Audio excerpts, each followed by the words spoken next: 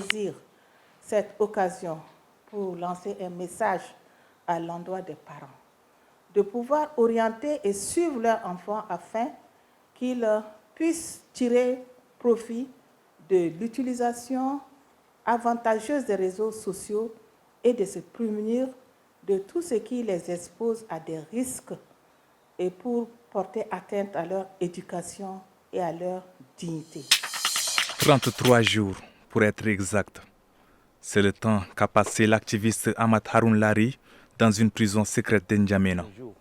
Arrêté au lendemain de son retour d'exil, aujourd'hui homme libre, l'activiste affirme haut et fort qu'il n'a pas subi de torture. Et pour ses prises de décision, il dit garder toujours la même posture. Lari ne peut pas changer. Lari, c'est quelqu'un qui a soldé sa vie. Je suis un combattant. Je sais qu'aujourd'hui ou demain, je vais mourir et je suis fier de mourir arme à la main. Ce qui m'a poussé d'annuler mon exil et de rentrer, c'est de ne pas rester dans un pays, dans un hôtel 5 étoiles, en paix et de voir mes compatriotes mourir. Je préfère mourir au Tchad avec les Tchadiens que de rester ailleurs et parler du Tchad. Ça, je ne supporte pas.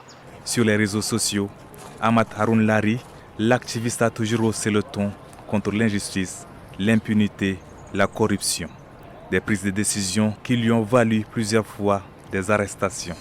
Entamons l'actualité en bref de ce samedi par cette information. Le ministre de l'Éducation nationale et de la promotion civique, Mamadou Gana Boukar, est actuellement à Paris en France.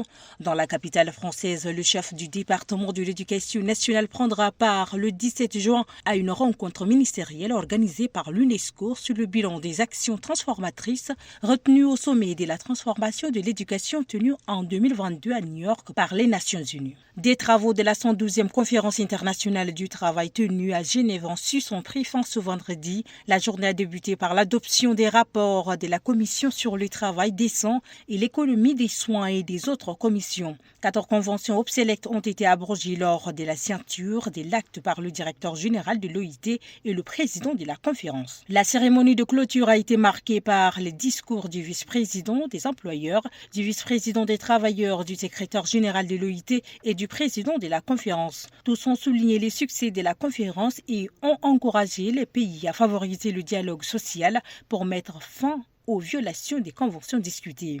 3 jours ont permis aux techniciens d'élaborer la note conceptuelle et des scénarios de l'exercice de simulation sur les choléra. Cet atelier est organisé par le ministère de la Santé publique et le projet REDIS 4 à travers le Centre des opérations d'urgence en santé publique. L'objectif de cet atelier est de faire une revue documentaire sur les choléra, l'élaboration des scénarios, une matrice de questionnaires et la validation de la note conceptuelle. Pour clore cette actualité en bref, le ministre de la Jeunesse et des Sports, Abakar Darma Omi, a lancé ce 15 juin le projet Tournée nationale d'acquisition de compétences numériques. Ce projet vise à fournir une plateforme de formation et de renforcement des capacités aux jeunes tchadiens à travers un centre mobile équipé d'ordinateurs, de dispositifs logistiques et des formateurs. Le coordinateur du projet, Hamid Youssouf, a annoncé que la première phase ciblera les 10 arrondissements d'Njamena pour former 1000 jeunes, dont 500 filles dans les domaines de l'informatique bureautique, la santé reproductive, l'infographie, la photographie, le pilotage des drones et la programmation CMS. Mine de rien, ils sont devenus des stars, ces moutons. À l'heure de la fête de Tabaski, leur prix a quasiment doublé, voire triplé. Une spéculation qui ne fait pas l'affaire des acheteurs. Actuellement, la situation est dure au Tchad. Pas d'emploi, pas d'argent et nous sommes à la veille de la fête de Tabaski. Un pauvre qui a 30 à 35 000 ne peut pas s'acheter un mouton. Ça, c'est une évidence. Par contre, ceux qui ont les moyens peuvent s'offrir un mouton à 50 à 60 000 francs CFA. À ces prix, nous les pauvres, on ne pourra pas. Je peux dire que les prix ont triplé même. Les jours ordinaires, on peut venir trouver un mouton ici à partir de 50 000, 45 000. Aujourd'hui, on a trouvé un mouton moyen, je m'excuse, à 80 000. Donc, je peux dire que le prix a triplé. Le prix a triplé. Pour les vendeurs, cette augmentation soudaine se justifie par la rareté des pâturages. La raison est simple. Il manque de pâturage. Il faut nourrir les moutons avec du tourteau et le tourteau est devenu cher. Avant, on achetait un sac de tourteau à 12 500 francs, mais maintenant, un sac coûte presque 25 000 francs. Je dis bien un seul sac.